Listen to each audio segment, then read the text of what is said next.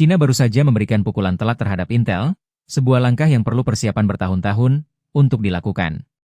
Beijing kini secara resmi melarang semua chip buatan luar negeri dari sistem pemerintah, memutus Intel dan AMD dalam semalam. Sebaliknya, Cina akan menggunakan prosesor buatan dalam negeri dari Huawei dan SMIC. Dan ini bukan hanya tentang teknologi. Ini tentang kendali, kemandirian, dan kelangsungan hidup dalam perang teknologi global. Apa yang tampak mustahil 5 tahun lalu, kini menjadi kenyataan. Cina telah mencapai swasembada chip di tingkat tertinggi pemerintahan. Dan dampaknya dapat mengubah masa depan Intel dan tatanan teknologi global. Selama beberapa dekade, Intel adalah standar dalam hal kekuatan komputasi, jantung yang berdetak, di hampir setiap server pemerintah Cina, pusat data universitas, dan mesin perusahaan. Namun era itu kini telah berakhir. Dalam sebuah langkah yang menakjubkan dan penuh perhitungan, Beijing diam-diam telah melarang semua prosesor buatan luar negeri dari sistem pemerintah yang secara efektif menyingkirkan Intel dan AMD dari salah satu pasar terpenting mereka dalam semalam. Ini bukan sekedar kebijakan perdagangan lainnya.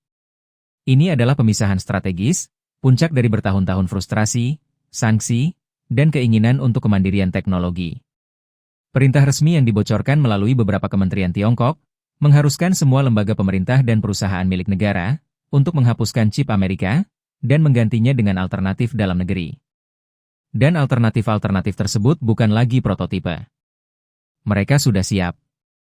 Inti dari revolusi ini adalah prosesor kumpang Huawei dan chipset terbaru SMIC. Keduanya berkembang di bawah tekanan internasional yang sangat besar. 5 tahun yang lalu, hanya sedikit orang yang percaya bahwa Cina dapat memproduksi chip yang kompetitif dalam skala besar. Saat ini, CPU berbasis ARM milik Huawei menjalankan segalanya, mulai dari server hingga klaster AI, sementara SMIC, meskipun ada sanksi dari AS, telah menguasai proses litografi tingkat lanjut, tanpa akses ke mesin EUV ASML. Pesan dari Beijing jelas. Cina tidak ingin lagi bergantung pada Barat dalam hal teknologi penting. Setiap larangan atau pembatasan ekspor baru dari Washington hanya mempercepat tekadnya. Kini tekad tersebut telah terkristalisasi menjadi sebuah kebijakan yang secara langsung menyasar fondasi dominasi semikonduktor Amerika. Bagi Intel, ini adalah bencana besar. Perusahaan menghasilkan miliaran dolar setiap tahunnya dari klien Tiongkok, banyak diantaranya terkait dengan pemerintah. Kontrak tersebut stabil, dapat diprediksi, dan merupakan bagian penting dari bisnis pusat data Intel. Kehilangan mereka tidak hanya berdampak buruk pada pendapatan, namun juga melemahkan kepercayaan terhadap jangkauan global Intel. Investor tahu bahwa ini lebih dari sekedar kerugian penjualan, ini adalah hilangnya pengaruh di salah satu pasar teknologi terbesar di dunia. Namun, meski para analis Barat menyebut ini sebagai pembalasan, media Cina membingkainya secara berbeda, sebagai sebuah kelahiran kembali. Mereka berpendapat bahwa ini adalah langkah terakhir menuju kedaulatan teknologi penuh. Dalam narasinya, Huawei dan SMIC bukan sekedar pengganti. Mereka adalah simbol ketahanan. Adopsi chip dalam negeri oleh pemerintah mengirimkan sinyal kuat kepada industri swasta. Ikuti jejak kita, berinvestasilah pada inovasi lokal, dan bersama-sama kita akan terbebas dari kendali asing. Sementara itu, Intel menghadapi pertanyaan yang tidak menyenangkan. Bagaimana Anda bersaing dengan negara yang telah memutuskan bahwa negara tersebut tidak lagi membutuhkan Anda? Dan seiring dengan terungkapnya kisah ini, dampaknya jauh melampaui harga saham Intel. Ini tentang kekuatan digital, dan siapa yang mengendalikan era komputasi berikutnya. Jika Anda baru di sini, subscribe-lah untuk tetap menjadi yang terdepan dalam perubahan terbesar yang mempengaruhi teknologi dan ekonomi global. Apa yang terjadi di Cina saat ini dapat mengubah keseimbangan kekuatan antara Timur dan Barat, dan ini hanyalah permulaan. Pasar saham sudah mulai bereaksi. Analis di Wall Street menyebut langkah ini berpotensi menjadi angsa hitam bagi semikonduktor AS. Saham Intel berada di bawah tekanan ketika investor mempertanyakan apakah perusahaan tersebut dapat tetap kompetitif di dunia di mana keputusan politik mengesampingkan logika pasar murni. Dan jangan salah, ini bukan hanya masalah Intel saja. Industri semikonduktor AS secara keseluruhan sedang merasakan dampaknya. AMD menghadapi hal serupa. Bahkan Nvidia, yang mendominasi chip AI, tahu bahwa langkah Cina berikutnya dapat menargetkan GPU pusat datanya, sehingga memaksa Beijing untuk hanya mengandalkan jajaran ASCEN dari Huawei. Kontrol ekspor yang dilakukan Washington dirancang untuk memperlambat kebangkitan teknologi Cina, namun justru memaksa Beijing untuk mempercepat inovasi dalam negeri. Setiap sanksi baru menjadi katalisator.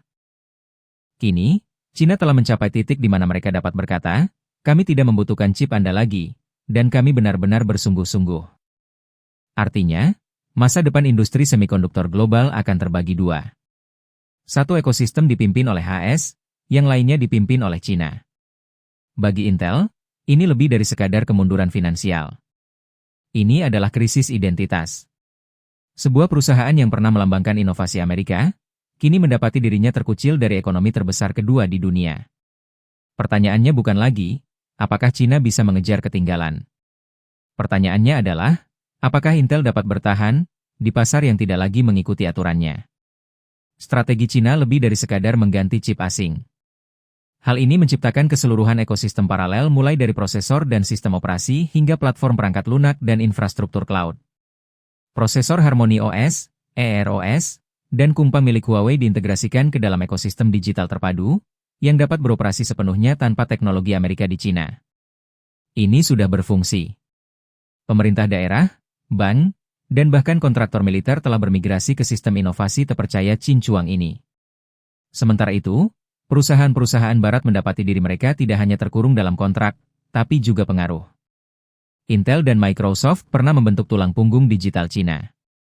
Kini, pendekatan Beijing terhadap keamanan dan kedaulatan cyber berarti bahwa setiap komponen digital penting harus dapat dikontrol dan aman. Kata sandi untuk buatan dalam negeri dan disetujui pemerintah. Implikasinya jauh melampaui batas-batas Cina. Negara-negara berkembang di Asia, Afrika, dan Timur Tengah, memperhatikan dengan seksama. Banyak dari mereka sangat bergantung pada teknologi yang terjangkau, dan Huawei serta SMIC kini menawarkan teknologi tersebut dengan harga yang kompetitif.